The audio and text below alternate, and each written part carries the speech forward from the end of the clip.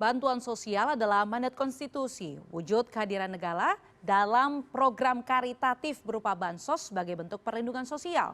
Namun di pemilu, bansos kerap dikaitkan sebagai komoditas elektoral.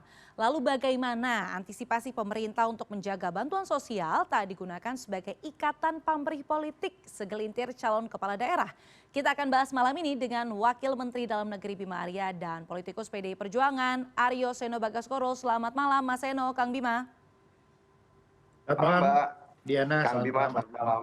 Saya mau ke Momen. Kang Bima terlebih dahulu. Ini usai rapat di Komisi 2 DPR tadi Kang Bima secara spesifik menyebutkan akan ada edaran penyetopan bantuan sosial sampai tanggal 27 nanti. Nah ini apa persisnya isi edaran ini sih Kang Bima?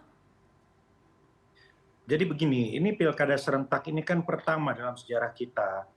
Kita harus pastikan awalnya ini baik ya. Kita ikhtiarkan semua yang berpotensi mengurangi kualitas pelaksanaan pilkada itu kita koordinasikan untuk diminimalisir. Nah, kemarin yang banyak disampaikan di rapat dengan teman-teman Komisi 2, satu adalah isu netralitas ASN, yang kedua adalah isu politik uang dalam berbagai bentuk begitu. Nah, kemarin ketika Bang Deddy Sitorus dari PD Perjuangan menyampaikan bagaimana fenomena bansos yang cenderung bisa disalahgunakan untuk kepentingan politik, itu kita menangkap itu, ya artinya memang harus diakui ada kemungkinan seperti itu. Nah karena itu ketika kemudian diusulkan, saya lapor ke Pak Tito, Pak Mendagri saat itu juga, karena beliau kebetulan sedang ada dinas lain di luar kota, dan beliau merespon dengan sangat positif.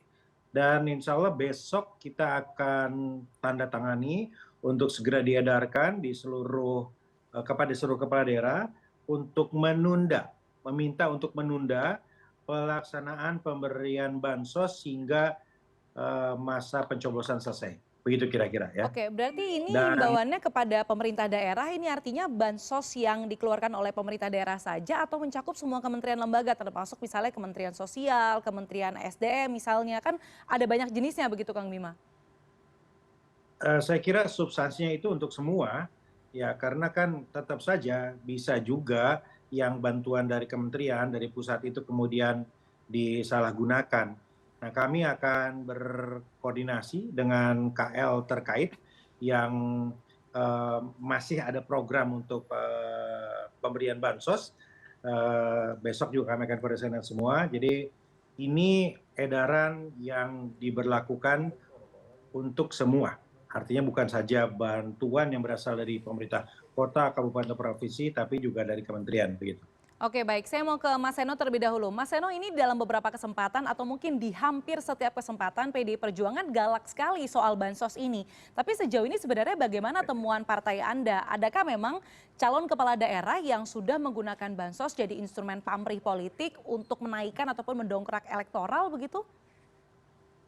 Ya, saya rasa kan kita tidak hidup di ruang hampa politik selama ini, Mbak. Artinya memang bahwa kecenderungan bansos itu bisa digunakan itu adalah suatu fenomena yang sangat umum. Di berbagai pemilu pun itu bisa sangat mungkin disalahgunakan, dijadikan satu cara untuk mengikat pola patron klien, sehingga siapapun yang menyalurkan itu punya kemungkinan, punya ruang bergerak untuk menyampaikan pesan-pesan politik tertentu. Itu sangat mungkin, apalagi dalam kultur pemilih Indonesia, itu kan pada saat orang memberikan itu ada rasa sungkan untuk membalasnya dengan sesuatu. Nah, secara elektoral tentu itu bisa berdampak. Maka dari itu sebetulnya poin dari kita adalah bagaimana agar kualitas pemilu yang agenda penjadwalannya ini masih masuk di dalam 100 hari kerja pertama Kabinet Presiden Prabowo yang baru, ini bisa kualitasnya dijaga dengan baik.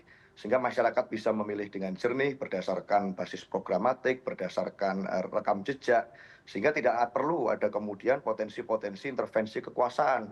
Nah, pola bansos tentu salah satu yang sangat mungkin untuk menjadi satu cara untuk bisa mengarahkan dukungan. Kita tahu di dalam pemilu yang lalu, misalnya di dalam Pilpres, banyak sekali kemudian kami memberikan laporan di dalam sidang Mahkamah Konstitusi terkait dengan sengketa pemilu. Nah, hal-hal semacam ini tentu sangat debatable. Bagaimana nanti pola-pola itu bisa diambil suatu langkah untuk mengarahkan dukungan. Kenapa? Karena pada saat bicara tentang bansos, maka yang menyalurkan tentu adalah bagian dari para pejabat publik. Ada PJ di sana, lalu ada kementerian di sana, yang kita tahu bahwa menteri-menterinya juga banyak juga loh yang itu adalah berlatar belakang dari partai politik. Ada juga kemudian lingkar kekuasaan yang misalnya bisa mendukung calon-calon yang di-endorse oleh penguasa. Nah, dalam konteks ini tentu bansos akan menjadi direduksi maknanya, demikian pula dengan pemilunya. Itulah yang menjadi wanti-wanti kami. Sebetulnya itu, Mbak. Oke, tapi contoh konkretnya dalam kasus pilkada ini apakah memang teman-teman kader PDI Perjuangan sudah mulai menemukan nih ada rencana atau bahkan sudah dilakukan bansos ini dijadikan alat pendongkrak elektoral begitu, Mas Seno? Ya, temuan itu sedang kami kumpulkan, kami collecting semua di berbagai provinsi juga sudah kami buat pos-pos advokasi hukum termasuk dengan dugaan penyalahgunaan. Tapi secara lengkapnya tentu temuan ini kami akan sempurnakan sehingga nanti tidak asal serang tetapi memang berdasarkan bukti yang valid.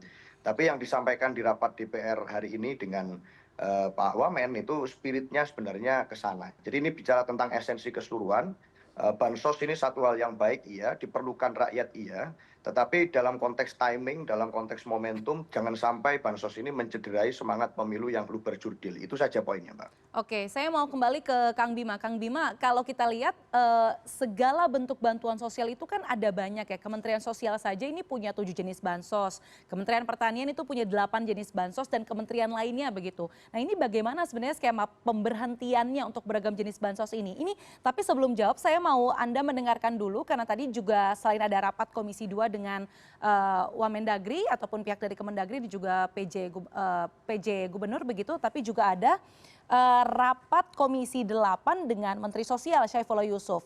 Kita dengarkan dulu pernyataan dari Menteri Sosial Syaifullah Yusuf atau Gus Ipul. Memang tadi kan ada aspirasi juga gitu. Kita pencairan ya sebagaimana mestinya lah gitu. Memang ini waktunya salur gitu loh.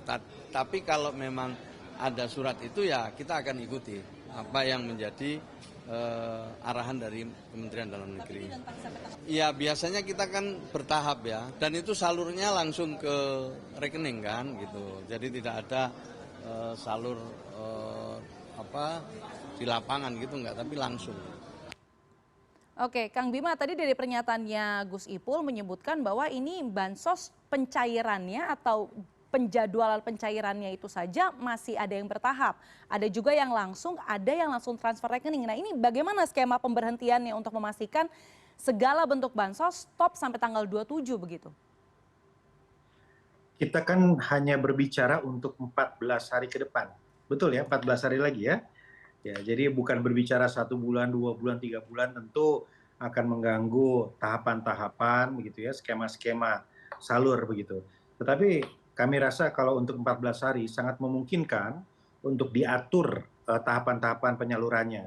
Nah, karena itu betul seperti yang disampaikan tadi bahwa ini memang perlu dikoordinasikan.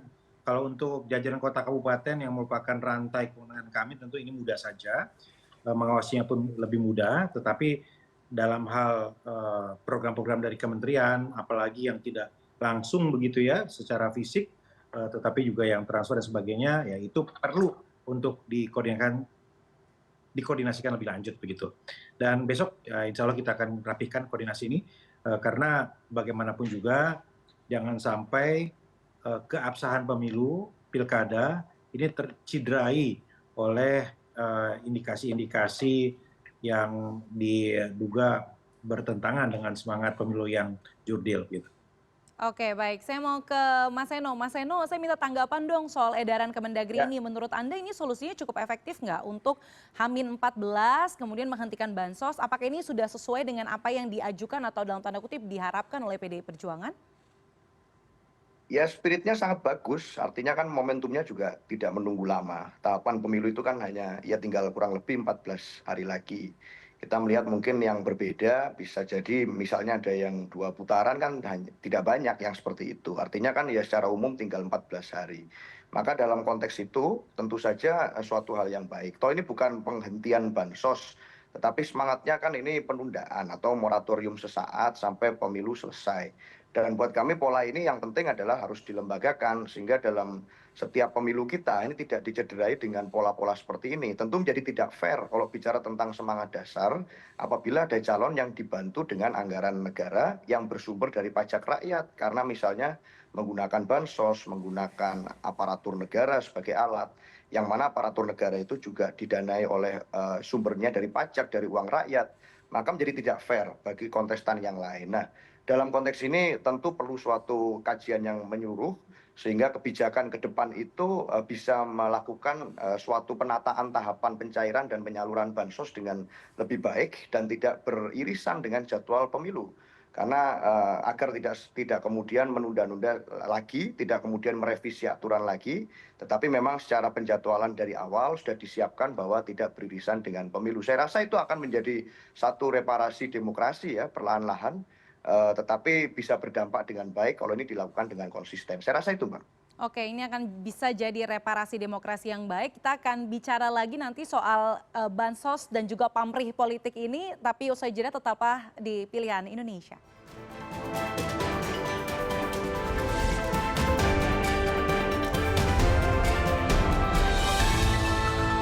Anda masih menyaksikan Pilihan Indonesia. Wamendagri Bima Arya dan politikus PD Perjuangan Aryo Seno Bagaskoro juga masih terhubung dengan kami, akan bicara soal politisasi bansos. Saya mau ke Mas Seno terlebih dahulu. Mas Seno, tadi kan Anda bilang ini bisa jadi kesempatan untuk mereparasi demokrasi kita secara perlahan, asal konsisten. Nah, kalau kita lebih teknis begitu ya, apakah memang ini bisa jadi solusi tepat, khususnya H-14 ini memang cukup efektif begitu menuju pencoblosan begitu ya, untuk bisa membekukan bansos supaya tidak ada yang cair, supaya lebih berpengaruh, atau mungkin harus lebih lama lagi atau harus lebih mendekati lagi dengan hari pencoblosan? Ya, intinya sampai 14 hari ke depan, sampai coblosan selesai, ya sebaiknya bansos tidak disalurkan terlebih dahulu, menunggu sampai selesai pilkada. Karena sekali lagi sebenarnya ini kan akan berpotensi untuk diarahkan menjadi potensi dukungan elektoral, dan sangat mungkin itu kecenderungannya bisa dilakukan penyalahgunaan di lapangan jika disalurkan tepat mendekati hari H coblosan pilkada. Tinggal 14 hari, 2 minggu, maka tentu masyarakat sangat bisa kemudian diarahkan untuk mendukung pasangan calon yang terafiliasi dengan dukungan lingkar kekuasaan. Apakah tidak mungkin? Sangat mungkin. Oleh karena itu, jika dikaitkan dengan konteks memperbaiki situasi demokrasi, ya 14 hari ini saja jangan diadakan penyaluran bansos dulu. Bahwa itu suatu hal yang baik kan bisa dilakukan pasca pilkada. Maka kalau memang ada surat edaran itu, bisa dikoordinasikan lintas kementerian, lintas lembaga, dalam konteks bansos, maka ini adalah satu upaya yang positif yang harusnya didukung, yaitu bahwa bansos harus disalurkan setelah pilkada nanti. Saya rasa kalau konteks bansos itu bisa jadi solusi, Mbak. Tapi sebenarnya bansos yang dimaksud sama PDI Perjuangan itu sebenarnya lebih kepada bantuan sosial yang secara langsung, atau mungkin yang menyasar keseluruhan, Mas, kayak ke Kementerian Pertanian itu kan juga ada bantuan modal kepada para petani dan lain sebagainya. Ya spiritnya harusnya ya semua ya, yang kemudian menjadi bantuan dari pemerintah untuk masyarakat. Toh menunda 14 hari itu kan bukan waktu yang panjang. Artinya kan setelah pemilu juga sangat bisa itu dilakukan pembagian atau penyaluran itu tanpa mengurangi esensi dan legitimasi keabsahan dari demokrasi. Maka kalau bisa dilakukan suatu koordinasi antar lembaga negara, kementerian negara untuk menunda pasca tanggal 27, saya rasa bukan hal yang sulit kalau kemudian ada satu political will, satu semangat bahwa pilkada harus netral. Karena kalau berkaca dari pidato presiden di awal kan sudah sangat jelas, sangat gamblang sebetulnya bahwa arahannya ya harus netral dan tidak berpihak. Maka itu harus ditangkap semangatnya, gitu, dari keseluruhan pelaksanaan program negara itu juga harus netral, dan potensi-potensi penyalahgunaan itu harus diminimalisir semaksimal mungkin. Maka itulah yang menjadi semangat dari apa yang kami sampaikan, aspirasi dari fraksi kami di DPR, poinnya ke sana, Mbak. Oke, saya mau ke Mas Bima. Mas Bima, ini mungkin tidak ya jadi solusi ataupun aturan tetap, karena melihat ada banyaknya aspirasi terutama dari sejumlah partai politik yang menyebutkan, oh iya ini bansos bisa jadi alasan ataupun alat untuk mendongkrak elektoral begitu. Sejauh ini pembicaraan dari Kemendagri apakah memang nanti akan diajekan atau seperti apa? Gini, ada beberapa yang ingin saya sampaikan. Yang pertama, bansos ini bisa datang dari mana saja dan untuk siapa saja. Jadi tidak bisa kita misalnya, wah ini pemerintah, ini oposisi, ini penguasa, ini bukan. Karena kan pola koalisi ini kan tidak ajak. Jadi pola koalisi ini acak di mana-mana. Nah itu yang pertama ya. Jadi bansos ini bisa disalahgunakan oleh siapapun untuk kepentingan apapun.